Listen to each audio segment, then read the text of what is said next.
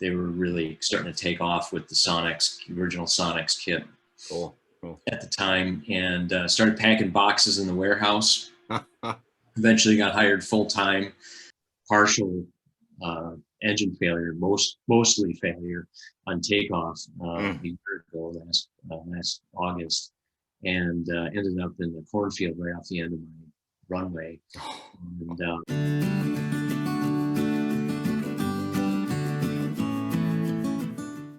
And with that, I want to welcome Mark Schaible from Sonex Aircraft to the channel. Welcome, Mark. Thanks for having me. It's been quite a year and a half, hasn't it? It has, yeah. It's been quite an 18 years for me. I like to do this with all of my guests. Tell us a little bit about yourself, Mark. Tell us how you got bit by the aviation bug and how that ended up leading you to Sonex Aircraft. Yeah, oh boy, long story. I'll try to keep it short. I mostly, as a kid, I got involved, interested in airplanes, or always was interested in airplanes, like most kids, and started. This is before the internet, right? So I'm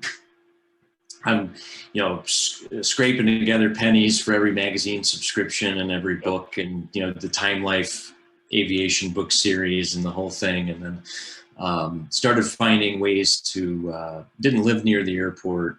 Started finding ways to get involved. I think I did like an explorer camp with Civil Air Patrol. Oh, cool. And then I found EAA and found the local EAA chapter out where I lived in Western New York State, and became a member of EAA Chapter 44 when I was 14 years old.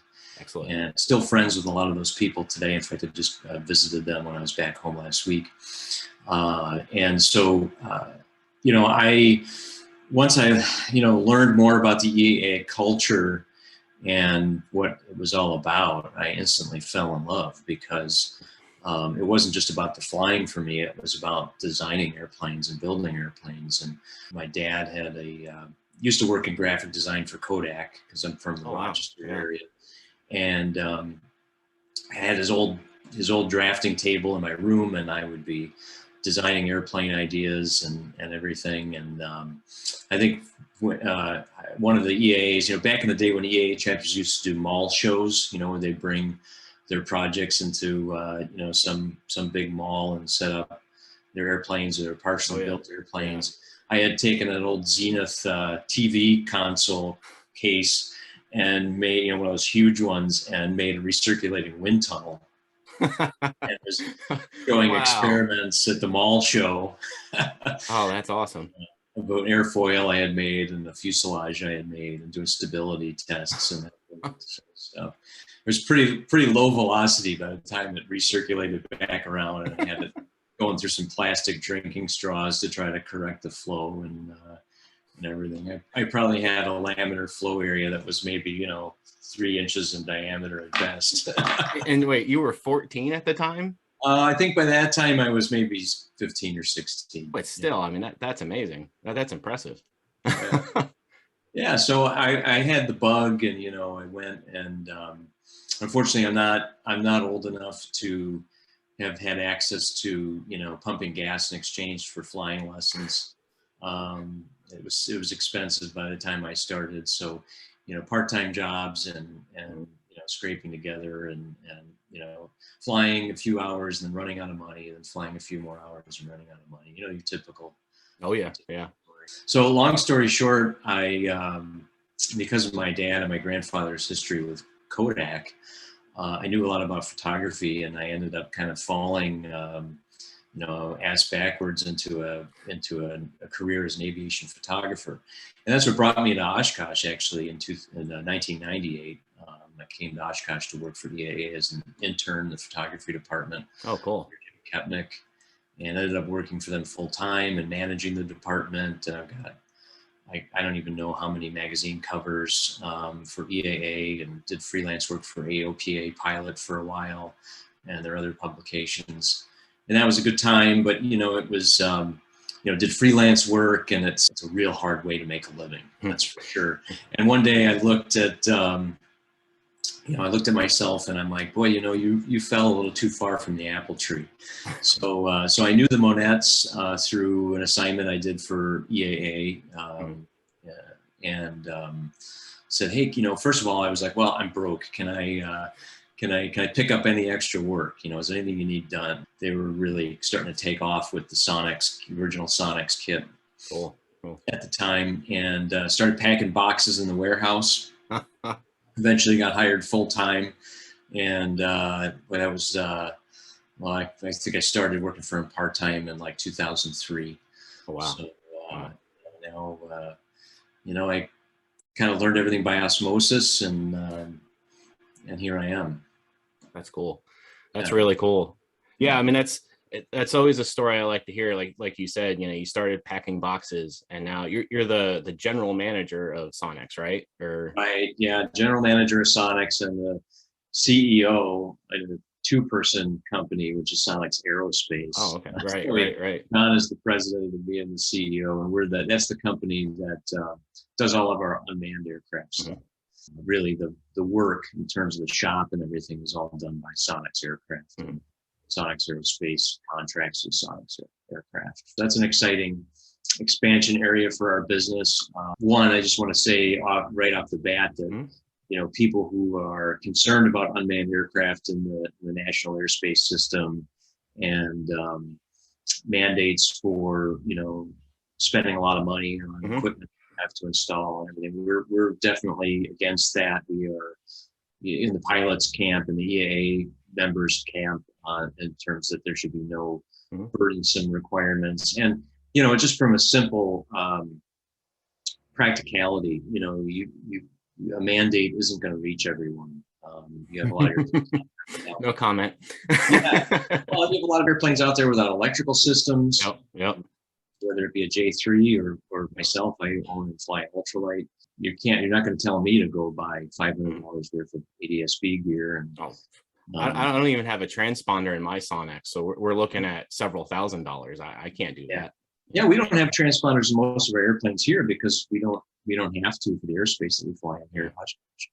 So all that means is I can't fly out to the beach or whatever because I'm in Eastern PA right now. Okay, darn, I'll go somewhere else. Exactly. Yeah, so we're definitely are still true pilots and home builders, but the unmanned aircraft thing is really a great diversification for our business and helps to ensure that we're going to be around for the long haul. And that should be important. It is important, I think, to anybody building a Sonex aircraft to know that they're going to be supported and they're going to have company behind the product for many, many years to come. Yeah. I mean, as crazy as the past year and a half was, things may have been delayed a little bit, but every time I ordered parts from Sonex, they came in. So, yeah, maybe not always. I like that support, Right. And one of the things we're feeling the crunch on now, of course, is the COVID supply chain issues. During I would say the heat or the peak of the pandemic, we were fine with parts, but that's because we were depleting everybody's inventory. And now, especially with engine parts for the ROV engines and some other stuff, we've gotten to the end of that depleted inventory. And now, there are factories that shut down. Mali, for instance, that makes pistons and cylinders. They're a factory that make VW piston sets shut down for like 10 months during COVID. Jeez. So, we depleted the supply chain, us and everybody else doing a 2180cc VW, whether it be in an airplane or a car. And so, it took us a while before we get cylinders together. So that kind of stuff keeps cropping up, and we're doing the best we can to get parts and find them from any source we can. We do ask for everyone's patience. Sometimes we'll get a customer who just has no patience and, oh, you're just using COVID as an excuse and this, that, and the other thing. I just want to say, well, what rock are you living under? Yeah. So, I know in my day job, we've been affected by it. Our business has certainly changed. And like you said, the supply chain, we do third-party testing. Well, if they can't build the products, we can't test the products. So what do you do? Yeah, we've been really fortunate that, us and all of our competitors in the home built aircraft industry have been really busy. Yeah. Everybody's got all this spare time on their hands, and they're working from home, so they're just 2 steps away from their garage, and maybe a few stimulus checks in the pocket. Mm-hmm. Move that mouse every 15 minutes. That's right. Yeah, and so we've got more people building, which is great. And so not only people with sort of languishing projects getting going again, but also people starting new projects, which is I think an incredible showing of consumer confidence in the home built aircraft industry. It's tough. We're a small business. We make all unique or mostly completely unique parts in small quantities, and we're dependent completely on the disposable dollar. Mm-hmm. And that's sometimes a perilous place to be for us and all other competitors. Mm-hmm. And that's where Sonex Aerospace is a real boon to our organization, because of it's a completely unrelated source of income, and helps keep things moving. And we've had slow times in that between contracts, mm-hmm. and they kind of automatically, the 2 business entities kind of cover for each other. When one is slow, the other one's usually busy, and vice versa. Yeah, it doesn't look like government spending is going down anytime soon. So, that's to help keep the lights on over there. Yeah, well, and of course, what feeds sales for us is always new product, whether it be manned or unmanned. We're not naive enough to think that the current economy is going to continue forever. Mm-hmm. There'll be another recession. Who knows how long it'll be? Might not be long at all. Don't know. But the inoculation for that is always new product. That served us well. For instance, when we came out with the 1X in 2011, we were coming off the heels of the big 2008, 2009 financial crisis. Mm-hmm. And it's interesting when you're in a disposable market business like we are. We have a delayed effect. So 2008 was when everything crashed, but we didn't really have issues till 2009, 2010. Okay. Because people, with a long-term project like this, it takes a lot for somebody to completely change their plans, mm-hmm. and not follow through with something that they've already started. So there's always a delayed effect to a slowing economy, which is good in a way because it helps us to forecast. But as long as we have new product to sell, that's a good thing. Our biggest competitor is not Vans or any of our other competitors. It's barnstormers. It's out there, and so we just always have to have something newer and better to offer. You mentioned your ultralight, so if we could touch on that a little bit. And what is Hawkin It with Mark? That's my YouTube channel. It's interesting. My link up here somewhere. Yeah, right, great. My little brother, or my older brother, started a YouTube channel, I don't know, maybe 2-3 years ago, called Dogging It with Lou. Lou is the name of his dog. And so, of course, I had to pick on him a little bit. So I started Hawking It with Mark when I bought it. And so, that's the whole idea behind the name. And really started, I started the YouTube channel when I was rebuilding the Hawk after I wiped out the gear. I had a partial engine failure, mostly failure on takeoff a year ago, last August, and ended up in the cornfield right off the end of my runway.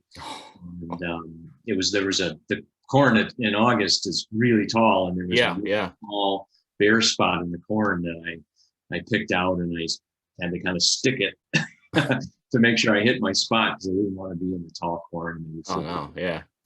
So that took the gear out, and so it was a pretty major rebuild of the airplane.